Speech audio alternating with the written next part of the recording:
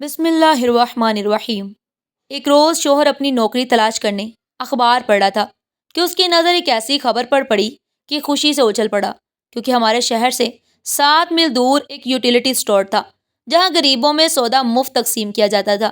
میرا شوہر اگلے ہی روز سفر پر روانہ ہو گیا، مگر جب واپس آیا تو بہت پریشان دکھائی دیا۔ وجہ پوچھی تو بولا، کاش تمہیں ساتھ لے جاتا تو راشن مل جاتا، کیونکہ اس اسٹور کے اندر صرف عورتوں کو جانے کی ہی پرمیشن تھی۔ جو اگلی ہی صبح سودا لینے میں شوہر کے ساتھ چلی گئی، اور جب میں یوٹیلیٹی اسٹور کے اندر گئی تو پاؤں تلے سے زمین نکل گئی، کیونکہ اندر ظہیر صبح سے اخبار لے کر بیٹھے تھے۔ وہ اپنے لیے نوکری ڈھونڈنے میں مصروف تھے۔ اداسی ان کے پورے وجود پر چھائی ہوئی تھی، لیکن اچانک ہی ان کے لب مسکراہٹ میں ڈلنے لگے۔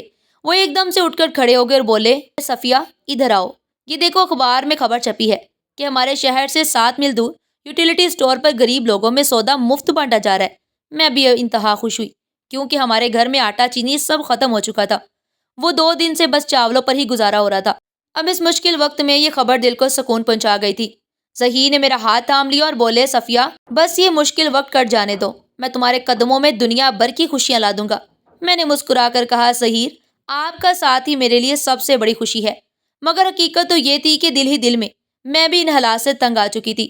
کبھی کبھار تو پیٹ بھر کر کھانا بھی نہیں ملتا تھا۔ میں کہاں محفلوں میں راج کرنے والی تھی، اس محبت کے ہاتھ تو رسوا ہو کر رہ گئی۔ لیکن جب میں پریشان ہوتی، جیسے ہی میری نظر ظہیر پر پڑتی، میرا دکھ غم دور ہو جاتے۔ کسی نے سچی کہا تھا کہ اللہ نے من پسند انسان میں بڑی شفا رکھی ہے۔ خیر، اگلے ہی روز ظہیر روانہ ہو گئے۔ میں بے انتہا خوش تھی کہ چلو سودا آئے گا تو گھر میں چاولوں کے سوا بھی کچھ اور بن جائے گا۔ میں ظہیر کے جانے کے بعد گھر کے کام کاج نپٹانے لگی، تبھی ہمارے گھر کے دروازے پر دستک ہوئی۔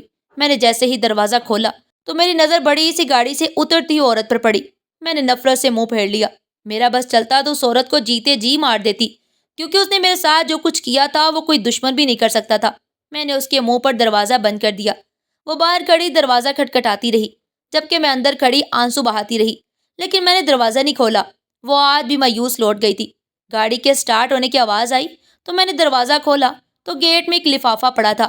میں نے جلدی سے وہ لفافہ اٹھا کر کھولا تو اس میں اتنی رقم پڑی تھی کہ ہمارے 2 مہینے کا خرچ آسانی سے نکل سکتا تھا۔ میں نے ادھر ادھر دیکھ کر وہ رقم اپنے پاس رکھ لی۔ میں گھر آ کر بیٹھ گئی اور اس عورت کے بارے میں سوچنے لگی جس کے ساتھ کبھی میرا بہت قریب کا رشتہ ہوا کرتا تھا۔ میں 6 سال کی تھی جب میری امی کا انتقال ہو گیا۔ میری دادی نے میرے ابو کی دوسری شادی کروا دی، کیونکہ انہیں حویلی اور کروڑوں کی جائیداد کا وارث چاہیے تھا۔ ابو شادی نہیں کرنا چاہتے تھے، کیونکہ انہیں علم تھا کہ سوتیلی ماں کبھی بھی سگی ماں کی طرح بچے کا خیال ہی رکھ سکتی۔ ابو جوان تھے، آخر کب تک اکیلے رہتے۔ ایک روز انہوں نے دادی کے فیصلے کے آگے سر جھکا ہی لیا اور دوسری شادی کر لی۔ ابو کی دوسری بیوی یعنی ماما میرا بڑا خیال رکھنے لگی تھی۔ ہم دونوں میں بڑی جلدی دوستی بھی ہو گئی تھی۔ ابو شروع میں ہر وقت مجھ سے پوچھتے رہتے کہ امی خیال رکھتی ہیں کہ نہیں۔ میں انہیں تسلی دیتی کہ آپ بلا وجہ فکر نہ کیا کریں، میری ماما میری بیسٹ فرینڈ ہے۔ پھر رفتہ رفتہ ابو نے یہ سب پوچھنا چھوڑ دیا۔ تب تک ماما نے حویلی کے وارث کو جنم دے دیا تھا۔ میری حیثیت 100 سے 0 ہو چکی تھی۔ ماما مجھے لفٹ نہیں کرواتی تھی، ابو بھی مجھے بھول گئے تھے۔ اب ماما نے اس چیز کا فائدہ اٹھایا اور مجھے دیوار سے لگانے کی کوشش کرنے لگی۔ انہوں نے مجھے میرے ہی گھر میں اجنبی اور غیر بنا دیا تھا۔ ابو سے گلہ کرتی تو دادی ابو سے کہتی کہ سجاد اس کی باتوں میں مت آنا۔ بچوں کی فطرت ایسی ہوتی ہے کہ جب دوسرا بچہ پیدا ہو جاتا ہے تو پہلا بچہ حسد محسوس کرنے لگتا ہے۔ میں رو رو کر یقین دلاتی کہ میں حسد نہیں کر رہی، میں سچ کہہ رہی ہوں کہ ماما مجھ سے وحید کے کپڑے دھلواتی ہیں، مجھ سے اپنا کمرہ صاف کرواتی ہیں۔ مگر دادی نے حسد والی بات اتنی بار دہرائی کہ ابو کو بھی اس پر یقین آ گیا۔ یوں دادی کا رو رو کر انتقال ہو گیا، مگر مجھ پر جیلس اور حسد لڑکی کا ٹیگ لگ گیا۔ ابو وحید کے لیے مجھ سے چھپ چھپ کر چیزیں لانے لگے تھے تاکہ میں حسد میں اندھی ہو کر اپنے بھائی کو کوئی نقصان نہ پہنچا دوں۔ ابو نے مجھے مکمل طور پر ماما کے حوالے کر دیا تھا اور خود میرے فرض سے آزاد ہو گئی تھی۔ میرے ابو آؤٹنگ پر جاتے مگر مجھے ساتھ نہ لے کر جاتے۔ میں حویلی میں بدروحوں کی طرح بھٹکتی رہتی، پھر گیٹ کے پاس جا کر بیٹھ جاتی۔ جب گاڑی کی بیل بجتی تو میں اٹھ کر اپنے کمرے میں آ جاتی تھی، کیونکہ ماما نے مجھے منع کر رکھا تھا کہ اگر تم یوں گیٹ پر بیٹھو گی تو مجھ سے برا کوئی نہیں ہوگا۔ میرے دروازے کی بیل بجی تو میں ایک دم سے چونک گئی تھی۔ مجھے لگا ظہیر آگے ہوں گے۔ میں نے جلدی سے اپنی آنکھیں صاف کی۔ مجھے احساس ہوا کہ میں تو نہ جانے کب سے رو رہی تھی۔ میں نے دروازہ کھولا تو سامنے ایک بڑھیا کھڑی تھی۔ اس نے اپنے ہاتھ پھیلا کر کہا، اللہ کے نام پر کچھ دے دو، مشکل کے وقت اللہ تمہیں راضی کرے گا۔ میں نے وہ سارے پیسے جو ماما نے میری دہلیز پر رکھے تھے وہ بیکار ان کو دے دیے، کیونکہ آج پھر بڑے عرصے بعد مجھے میری سوتیلی ماں کے ستم اور ظلم یاد آ گئے تھے۔ میں اسے کسی قسم کی کوئی فیور لینا ہی نہیں چاہتی تھی۔ وہ بیکارن مجھے ڈیروں دعائیں دے کر چلی گئی۔ مجھے علم تھا کہ اب تو ظہیر سودا لے ہی آئیں گے، پیسوں کی پھر ضرورت ہی نہیں رہے گی۔ آدھے گھنٹے بعد جب ظہیر آئے تو وہ ملال سے تھے، ایسا لگتا تھا کہ جیسے آنکھیں چھلکنے کو تیار ہو۔ میں نے آگے بڑھ کر پوچھا، کیا بات ہے ظہیر، خالی ہاتھ کیوں آ گئے؟ اداس بھی بہت ہو۔ ظہیر بولے، کاش میں اپنے ساتھ تمہیں لے جاتا تو راشن مل جاتا، کیونکہ اس اسٹور کے اندر صرف عورتوں کو جانے کی اجازت ہے۔ میں سارا دن دھوپ میں جل جل کر خوار ہو گیا، مگر ہاتھ کیا آیا؟ کچھ بھی نہیں۔ ظہیر نے میرے ہاتھ تھام لیے اور بولے، صفیہ کل تمہیں میرے ساتھ چلنا ہوگا، تمہیں بہت تکلیف بھی سہنی پڑے گی، کیا سہ لو گی؟ بولے، ظہیر آپ کے ساتھ نے اب تک تکلیف کے سوا دیا ہی کیا ہے؟ آپ کی خوشی کی کھاتی تھوڑا اور صحیح۔ ظہیر کی آنکھوں میں آنسو چھلکنے لگے۔ میں وہاں سے اٹھ گئی۔ آج میرا دل ویسے ہی ہر چیز سے اکتایا ہوا تھا، ایسے لگتا تھا جیسے مجھ پر غم کے پہاڑ ٹوٹنے والے ہوں۔ میں نے اپنے ایک پرانے سے پرس کو کھولا اور اس میں سے چند پیسے نکل آئے تھے۔ میں نے وہ ظہیر کو دے دی اور بولی، ان پیسوں سے کھانے کے لیے کچھ لے آؤ۔ ظہیر نے پیسے پکڑ کر جلدی سے منہ پھیر لیا تھا۔ میں نے غور کیا تو وہ مجھ سے چھپ کر رو رہا تھا۔ اس نے آنسو پہنچے اور باہر نکل گیا۔ ہم دونوں نے مل کر کھانا کھایا۔ تب ظہیر ہنس کر بولے، صفیہ مجھے لگتا ہے کہ تم سے شادی کرنے کے بعد میرے دن پھر جائیں گے، اس لیے میرے دل میں تمہاری محبت روز بروز بڑھتی ہی چلی گئی۔ میں بھی ہنس دی تھی اور بولی، اب تو آپ کے حالات پہلے سے بھی زیادہ برے ہو گئے ہیں، تو کیا محبت مر گئی؟ ظہیر بولے، صفیہ محبت اگر سچی ہوتی تو نہ ہی مرتی اور نہ ہی کم ہوتی۔ اس سے پہلے کہ میں ظہیر سے کوئی اور سوال کرتی، وہ اٹھ کر سونے کے لیے چلے گئے تھے۔ میں صبح سو کر اٹھی تو ظہیر بولے، صفیہ جلدی سے تیار ہو جاؤ، ہم نے راشن لینے جانا ہے۔ میں نے جلدی سے برتن دھوئے اور نہا دھو کر صاف لباس پہن لیا۔ ہم رکشے میں یوٹیلیٹی اسٹور کی جانب بڑھ رہے تھے۔ ظہیر بڑے غور سے میری طرف دیکھتے ہوئے رہے، پھر بولے، تم بہت خوبصورت ہو صفیہ، تمہارے جیسا حسین چہرہ میں نے پہلے کبھی نہیں دیکھا۔ میں مسکرا دی تھی، ایسا پہلی دفعہ ہوا تھا کہ ظہیر یوں رکشے والے کے سامنے میری تعریف کر دی۔ ہم خاموشی سے سفر طے کرے تھے۔ پھر ایک بڑا سا بنگلہ آیا تو ظہیر بولے، اترو۔ میں بولی، ظہیر یہ یوٹیلیٹی اسٹور تو نہیں لگتا؟ وہ بولے، اس بنگلے کی ایک طرف اسٹور بنا ہوا ہے۔ میں اتر کر ان کے پیچھے چلتی رہی۔ وہ مجھے راہداری سے گزار کر کسی کے گھر لے گئے۔ لاؤنج میں صوفے پڑے ہوئے تھے۔ ظہیر بولے، بیٹھ جاؤ صفیہ۔ میں چپ چاپ بیٹھ گئی۔ اتنے میں ایک بڑی وزادار سی عورت ایک کمرے سے نکل کر ہمارے سامنے آ کر بیٹھ گئی۔ میرا بغور جائزہ لے کر بولی، یہ لڑکی تو پیاری لگتی ہے۔ پھر بولی، رفیقے پیسے لے آ۔ میں حیرت بھری نگاہوں سے ان کو دیکھتی رہی۔ ایک گنجا آدمی ایک بریف کیس لے آیا۔ اس نے وہ بریف کیس ظہیر کو تھما دیا اور بولا، گن لو، پورے 6 لاکھ ہے۔ میں حیران رہ گئی۔ میں نے سوچا گھر جا کر ظہیر کی خوب خبر لوں گی کہ 6 لاکھ روپے ادھار پکڑنے کی کیا ضرورت تھی، ہم کہاں سے یہ قرض اتاریں گے؟ تب ہی ظہیر اٹھ گئے تو میں بھی اٹھ گئی۔ ظہیر میری جانب دیکھ کر مسکرائے، کیا ہوا صفیہ، تم کہاں چل دی؟ میں بولی، یوٹیلیٹی اسٹور سے خریداری نہیں کرنی کیا؟ ظہیر مسکرا کر بولے، صفیہ میں نے کل رات تم سے کہا تھا نا کہ سچی محبت نہ تو ختم ہوتی ہے اور نہ ہی کم ہوتی ہے۔ مجھے احساس ہو گیا ہے کہ مجھے تم سے محبت تھی ہی نہیں۔ میں تو تمہاری بدولت بس پیسہ حاصل کرنا چاہتا تھا۔ تم نے پیسے کو لات مار دی تو میں نے تمہیں لات مار کر پیسہ حاصل کر لیا۔ میں تمہیں یہاں خریداری کے لیے نہیں بلکہ فروخت کرنے کے لیے لایا ہوں۔ میں چکرانے لگی تھی۔ مجھے یقین ہی نہیں آیا کہ کیا میں سچ میں وہی سن رہی ہوں جو ظہیر نے کہا ہے۔ پھر وہ مجھے چھوڑ کر چلا گیا تو میں اس کے پیچھے بھی نہ بھاگ سکی۔ وہ عورت بولی، میرا نام ستارہ بائی ہے، تمہیں یہاں پر صفیہ بائی بن کر رہنا پڑے گا۔ میں چیخنے لگی تھی اور بے ہوش ہو گئی۔ ہوش میں آئی تو میرے سامنے میری ماما مسکراتے چہرے کے ساتھ کھڑی نظر آئی۔ وہ بولی، صفیہ بڑی میرے بیٹے کی برابری کرنے چلی تھی، کوا چلا ہنس کی چال، اپنی بھی بھول گیا۔ میری آنکھوں سے بے شمار آنسو بہنے لگے تھے۔ ستارہ بائی بہت ظالم عورت تھی، وہ اپنی بات منوا کر ہی رہتی۔ میں نے اس کی بات ماننے سے انکار کر دیا تو اس نے مجھے 2 دن تک بھوکی پیاسی بند رکھا۔ وہ اکثر کہا کرتی تھی، صفیہ تمہیں میں نے 6 لاکھ میں خریدا ہے، تم سے میں نے 6 کروڑ نہ کمائے تو ستارہ بائی نہ کہنا۔ پھر ستارہ بائی نے جو کہا تھا وہ اپنی بات پوری کروانے لگی تھی۔ ہر روز مجھے رقص کی محفلوں میں بھیجا کرتی تھی۔ وہاں میں نے نوٹ کیا تھا کہ ایک لڑکا جس کا نام غلام رسول تھا، سب سے زیادہ مجھ پر پیسوں کی وہی برسات کیا کرتا تھا۔ ستارہ بائی کے کوٹے پر بھی ڈانس کی محفل لگا کرتی تھی۔ ایک شام ستارہ بائی میرے پاس آئی اور بولی، صفیہ تو جس دندے میں ہے وہاں کچھ برا نہیں ہوتا، ہمارے ہاں گناہ ثواب کا کوئی حساب نہیں ہوتا، پیسہ ہی ثواب ہے اور پیسہ ہی جنت۔ اس لیے میری ایک بات کان کھول کر سن لو، آج کی رات غلام رسول ہمارے کوٹھے پر بتانا چاہتا ہے، تم اس کا منورنجن کرو گی، اس کے بدلے میں وہ تمہیں سونے میں تول دے گا۔ میں ایک دم غصے سے بولی، ستارہ بائی لگتا ہے تم اپنا حواس کھو بیٹھی ہو، میں بائی نہیں ہوں، بائی تم ہو۔ میں تو ایک بہت بڑے چودھری کی بیٹی ہوں جو کم ظرفوں کے ہتھے چڑھ گئی ہوں۔ ستارہ بائی کا کہکا ہر جانب گونج گیا تھا۔ وہ بولی مجھے شروع سے ہی لگتا تھا کہ جیسے تم کسی بہت بڑے خاندان کی بیٹی ہو، مگر کبھی تم سے اس بارے میں پوچھا ہی نہیں۔ آج مجھے اپنی داستان سناؤ، میں سننا چاہتی ہوں۔ سچ کہوں تو مجھے بھی کسی ایسے انسان کی ہی تلاش تھی جو میری داستان 2 گھڑی کے لیے بیٹھ کر سنتا، کوئی مجھ سے میرے غموں کے بارے میں پوچھتا۔ میں بولی ستارہ بائی، میں اپنے علاقے کے بہت بڑے زمیندار کی بیٹی تھی۔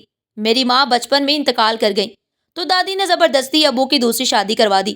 سوتیلی ماں نے کچھ عرصہ اچھے بننے کا ڈرامہ کیا، لیکن پھر جب اس نے حویلی کا وارث دے دیا تو آنکھیں ماتھے پر رکھ لی۔ ابو بھی بدل گئے اور یوں میں نظر انداز ہونے کا قرب سہتی جوان ہو گئی۔ تب میری سوتیلی ماں نے میرا رشتہ اپنی بہن کے معذور بیٹے سے طے کر دیا۔ ابو کو کوئی اعتراض نہیں تھا، جبکہ میں نے واویلا مچا رکھا تھا، لیکن میری کسی نے ایک نہ سنی۔ انہی دنوں ہماری حویلی میں ایک نیا ڈرائیور آیا، اس کا نام ظہیر تھا۔ اس نے دیکھتے ہی محبت کے دعوے کیے تو میں بھی بہک گئی، مگر حقیقت تو یہ ہے کہ میں نے اپنی سوتیلی ماں کے فیصلے اور اس کی ظالم بہن کے معذور بیٹے سے فرار ہونے کے لیے ظہیر کو استعمال کیا تھا، مگر میں نہیں جانتی تھی کہ وہ راتوں رات امیر ہونے کے لیے مجھے استعمال کر رہا ہے۔ یوں میں بھاگ کر اس کے ساتھ آ گئی۔ پتہ چلا وہ تو مجھے 2 وقت کی روٹی بھی نہیں دے سکتا۔ پھر ایک روز ظہیر بولا یوٹیلیٹی اسٹور سے سودا لینا ہے، لیکن وہ مجھے یہاں بیچ گیا۔ میں پھوٹ پھوٹ کر زاروں قطار ہونے لگی۔ ستارہ بائی بولی زندگی نے میں تمہارے ساتھ بہت ظلم کیا ہے، اب وقت آ گیا ہے کہ تم اپنی اس زندگی سے بدلا لو۔ میں جیسے جیسے کہوں ویسے ویسے کرتی جانا۔ ستارہ بائی نے بھاری رقم غلام رسول سے بٹور کر اسے میرے حجرے میں بیچ دیا۔ میں نے اسے دیکھتے ہی کہہ دیا کہ میں مجبوری کے تحت صرف دن بیچتی ہوں، خود کو نہیں۔ وہ چپ کر کے میرے پاس بیٹھ گیا اور بولا مجھ سے شادی کر لو، تمہیں بہت خوش رکھوں گا۔ میں اس کی بات سن کر ہنس دی۔ میں بولی غلام رسول، میں ایک بار شادی کر چکی ہوں، جس کا نتیجہ یہ کوٹا ہے، دوبارہ میں یہ تجربہ نہیں کرنا چاہتی۔ غلام رسول بولا محبت پر یقین نہیں رہا تو عزت پر تو راہ ہوگا نا، میں تمہیں نکاح میں لے کر عزت دوں گا۔ عزت ہی تو مجھے چاہیے تھی۔ میں نے حامی بڑھ لی۔ پھر مجھے علم نہیں ہوا کہ غلام رسول نے میرا کیا سودا کیا، مجھے کتنے میں خریدا، مگر 1 ہفتے بعد مجھے اپنی دلہن بنا کر لے گیا۔ غلام رسول اچھا تھا، امیر بھی تھا، عزت کرتا تھا، میں بس اتنے میں ہی خوش تھی۔ جہاں تک پیار کی بات ہے تو میرا دل مر چکا تھا، مجھے کبھی پیار محسوس ہی نہیں ہوا۔ مجھے اتنا پتا ہے کہ غلام رسول کے گھر میں عزت تھی، تحفظ تھا۔ ایک روز میرے گھر کے دروازے پر دستک ہوئی تو میں نے دروازہ کھول دیا۔ میری آنکھیں بس اتنا ہی منظر دیکھ پائی تھی کہ ایک بڑی سی کالی گاڑی تھی، مجھے اس میں دھکیل کر نہ جانے کہاں لے جایا جا رہا تھا۔ میں خوب شور مچاتی رہی مگر سب کچھ بیکار تھا۔ میں بے ہوش ہو گئی۔ جب ہوش آیا تو خود کو ستارہ بائی کے کوٹھے پر پایا۔ ستارہ بائی بولی غلام رسول کا دل بھر گیا تھا تجھ سے، اس لیے اس نے تمہیں آدھی قیمت میں فروخت کر دیا ہے۔ میں یہ بات سن کر پھوٹ پھوٹ کر زاروں قطار ہونے لگی تھی۔ میں اس خرید و فروخت کے چکروں سے تنگ آ چکی تھی۔ ستارہ بائی اب رقص کے ساتھ ساتھ مجھ سے اور کام بھی لینا چاہتی تھی، مگر میں نے انکار کر دیا۔ اس ظلم کی پاداش میں اس نے مجھے ایک دفعہ پھر سے ظلم و تشدد کا نشانہ بنانا شروع کر دیا تھا۔ ایک روز ستارہ بائی نے مجھے مار مار کر میرا برا حال کر دیا۔ تب کسی بیکارن کی آواز سنائی دی۔ ستارہ بائی اپنے دروازے سے کسی کو خالی ہاتھ جانے نہیں دیتی تھی۔ اس نے بیکارن کو اندر بلا لیا اور 500 کا نوٹ تھما دیا۔ وہ بیکارن مجھے بڑے غور سے دیکھ رہی تھی، پھر وہ چلی گئی۔ اس بیکارن کا چہرہ رات تک میری آنکھوں کے سامنے رہا۔ نہ جانے وہ کون تھی جو مجھے اتنے غور سے دیکھ رہی تھی۔ رات ہوئی تو مجھے کسی نے میرے منہ پر ہاتھ رکھ دیا۔ میں ہڑبڑا کر اٹھ بیٹھی۔ مجھے یہ دیکھ کر حیرت کا شدید جھٹکا لگا کہ میرے سامنے تو وہی بیکارن کھڑی تھی۔ وہ بولی دبے قدموں میرے پیچھے چلتی آؤ۔ میں بولی تم کون ہو؟ تو وہ بولی سوال جواب کا وقت نہیں ہے، تم بس میرے حکم کی تعمیل کرو۔ میں نے اس کی بات مان لی۔ اس نے مجھے کوٹھے کے پچھلے راستے سے باہر نکال دیا۔ اس راستے کا تو ہم لڑکیوں میں سے کسی کو بھی علم نہیں تھا۔ اس بیکارن نے آگے جا کر ایک رکشہ رکوایا اور اس میں مجھے بیٹھنے کو کہا۔ میں اس کے ساتھ بیٹھ گئی تو وہ مجھے اپنی جھونپڑی میں لے گئی تھی۔ میں ہکا بکا اس کو دیکھتی رہ گئی۔ وہ بولی بیٹی آزادی مبارک ہو، میں تمہیں اس کوٹھے سے آزاد کروا کر یہاں لے آئی ہوں۔ میں نے پوچھا تم کون ہو جس نے مجھ پر اتنا بڑا احسان کر دیا؟ وہ مسکرا کر بولی تمہیں یاد ہے ایک روز میں تمہارے گھر بھیک مانگنے کے لیے آئی تھی، میں نے تم سے کہا تھا کہ اللہ کے نام پر مجھے کچھ دو، مشکل وقت میں اللہ تمہیں راضی کرے گا۔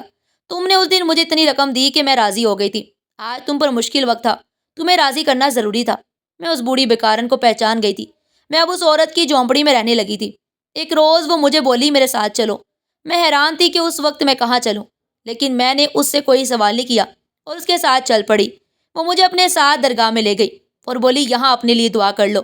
میں نے دعا کے لیے ہاتھ بلند کیے تو لگا جیسے اللہ آج میرے بہت نزدیک ہو۔ میرے اور اس کے درمیان جو دوری آ گئی تھی وہ چھوٹ گئی ہے۔ میں اپنا درد دل کہنے لگی تھی۔ میں نے اللہ سے شکوہ کیا کہ آپ نے میری ماں کو کیوں اپنے پاس بلا لیا۔ پھر میں نے یہ بھی کہا کہ جب میں طریق راہوں میں بھٹکنے لگی تھی تو غلام رسول کو مجھ سے کیوں ملوا دیا تھا؟ غلام رسول نے مجھے عزت کا خواب دکھا کر پھر کیوں بیچ دیا؟ میں روتی جا رہی تھی، تب کسی کی آواز سنائی دی۔ وہ کوئی اور نہیں بلکہ غلام رسول ہی تھا۔ وہ بولا، میں نے تمہیں نہیں بیچا، بلکہ تم خود میرا گھر چھوڑ کر بھاگ گئی تھی۔ یہ رہا وہ خط جس میں تم نے لکھا تھا کہ تم مزید میرے ساتھ نہیں رہ سکتی۔ میں نے مزار پر ہاتھ رکھ کر قسم کھائی کہ مجھے اغوا کر کے کوٹھے پر لے جایا گیا تھا، اور یہ بھی کہا تھا کہ آپ نے مجھے آدھی قیمت میں بیچ دیا ہے۔ غصے سے غلام رسول غصے میں پاگل ہو گیا۔ بولا، اس ستارہ بائی کو جیل کی ہوا نہ کھلائی تو میرا نام بھی غلام رسول نہیں۔ غلام رسول مجھے ایک دفعہ پھر سے اپنی عزت بنا کر اپنے ساتھ لے گئے تھے۔ میں نے غلام رسول سے کہہ کر اس بیکارن کو اپنے ساتھ اپنے گھر میں رکھ لیا۔ اس روز غلام رسول بولے، صفیہ چلو میں تمہیں تمہارے باپ کے گھر لے چلتا ہوں، اس کا جوان بیٹا انتقال کر گیا ہے، ان کو کسی ہمدرد کی ضرورت ہے اس وقت۔ میرے کانوں میں سائیں سائیں ہونے لگی تھی، میں بیڈ پر ڈھہ گئی۔ مجھے غلام رسول نے سہارا دیا۔ جب میں اپنے باپ کی حویلی پہنچی تو اپنے باپ کو پہچان ہی نہ پائی، وہ غم سے نڈال تھا، جبکہ میری سوتیلی ماں تو دیوانی سی ہو گئی تھی، پاگل سی ہو گئی تھی۔ وہ بولی، صفیہ دیکھو، میں نے اس حویلی کو وارث دیا تھا، اس وارث کی وجہ سے میں نے حویلی میں عیش و عشرت کی، اپنے شوہر کی مرحومہ بیوی کی بیٹی کو اس کے جائز حق سے محروم کر دیا۔ وہ میری وجہ سے تنگ ہو کر گھر چھوڑ کر بھاگ گئی، نہ جانے اس نے بھاگنے کے بعد کیا کیا سہا ہوگا۔ دیکھو، اس کی سزا مجھے مل گئی، میرا وارث مجھ سے چھین گیا۔ میں نے بڑی مشکل سے اپنی والدین کو سنبھالا۔ کچھ عرصہ بعد خدا نے مجھے بیٹے سے نوازا تو میرے والدین کے زخم بڑھنے لگے تھے۔ انہوں نے میرے بیٹے کو ہی وہی سمجھ لیا تھا، اس کے نام اپنی ساری جائیداد کر ڈالی تھی۔ ناظرین، آپ کو آج کی ہماری یہ کہانی کیسی لگی؟ کمنٹ باکس میں اپنی قیمتی رائے کا اظہار ضرور کیجیے گا، اور اگر کہانی اچھی لگی ہو تو زیادہ سے زیادہ شیئر کریں، لائک کریں اور سبسکرائب کرنا مت بھولیے گا۔ شکریہ۔ اللہ نگہبان۔